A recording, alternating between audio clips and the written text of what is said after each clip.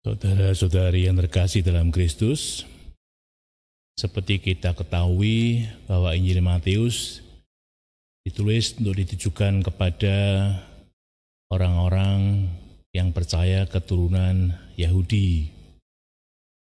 Bagi orang Yahudi, hukum Taurat itu menjadi sangat penting. Demikian juga kitab para nabi. Maka Yesus datang menegaskan bahwa ia datang bukan untuk meniadakan hukum Taurat atau para nabi, melainkan untuk menggenapinya. Tentu menggenapi hukum Taurat dan para nabi itu menjadi sangat penting karena mereka pada pelaksanaan hukum Taurat yang intinya adalah hukum keadilan dan cinta kasih kepada Allah dan juga kepada sesama, seringkali dilakukan hanya demi hukum. Maka nanti kita akan dengar dalam hari-hari mendatang bagaimana Yesus mengoreksi bahkan mengecam bagaimana pelaksanaan hukum Taurat itu. Sedangkan kitab para nabi berisi pesan-pesan untuk pertobatan, tapi juga pesan-pesan akan datangnya Sang Mesias, dan itu digenapi dalam Tuhan Yesus Kristus. Dan bagi para orang-orang Yahudi, sampai sekarang itu belum percaya akan penggenapan itu, karena mereka masih menantikan datangnya Sang Mesias.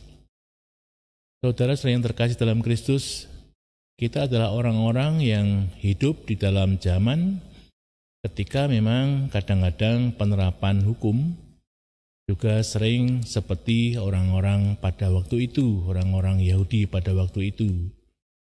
Hukum yang dimaksudkan agar supaya keadilan bisa dijamin dan ditegakkan, tapi kadang-kadang hanya dilakukan hanya demi hukum itu sendiri. Bahkan tidak tahu apa maksud hukum itu dibuat. Contoh yang sangat jelas bagaimana ketika kita berjalan di jalan raya, peraturan atau undang-undang lalu lintas dimaksudkan agar supaya orang bisa sungguh adil di dalam berjalan bersama dengan orang lain. Oleh karena itu dibagi, ada yang namanya lampu lalu lintas. Di sana dimaksudkan agar supaya orang memperoleh keadilan dalam berjalan, sehingga yang satu berhenti, yang lain berjalan, demikian seterusnya. Demikian pun ada jalan-jalan yang kemudian dibagi. Ada jalan untuk kendaraan, ada jalan untuk jalan kaki. Maksudnya agar supaya saling menghormati. Tapi yang terjadi adalah bahwa orang kadang-kadang tidak menghiraukan ini, bahkan kadang-kadang melanggar, sangat gampang untuk itu, karena tidak tahu persis sebenarnya maksudnya apa aturan itu dibuat. Demikian juga pada zaman Yesus, orang melakukan hukum Taurat itu sungguh hanya karena demi hukum, sehingga kadang-kadang mengorbankan keadilan, bahkan orang tidak menjadi adil karena hukum itu, apalagi cinta kasih tidak terjadi. Saudara-saudara yang terkasih dalam Kristus, kita juga orang-orang yang percaya bahwa apa yang diramalkan, dinubuatkan oleh para nabi itu dipenuhi dalam Yesus Kristus. Sehingga kalau ia menggenapi kitab Taurat dan para nabi, berarti memang dia adalah yang diramalkan oleh para nabi.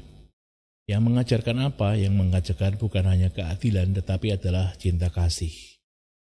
Oleh karena itu segala sesuatu yang kita lakukan juga termasuk ketika kita melakukan aturan-aturan, muaranya mesti pada cinta kasih. Demikian juga semangatnya mesti pada semangat keadilan dan cinta kasih. Oleh karena itu mari kita saya mensyukuri aturan-aturan juga dalam gereja.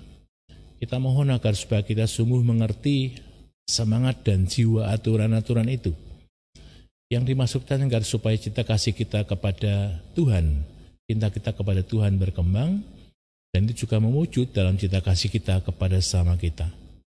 Kalau itu terjadi, maka kita dengan rela bahkan terdorong, bukan terpaksa, ingin melaksanakan aturan itu dengan baik, karena itu akan mengembangkan kasih kita kepada Allah dan mengembangkan kasih kita kepada sesama.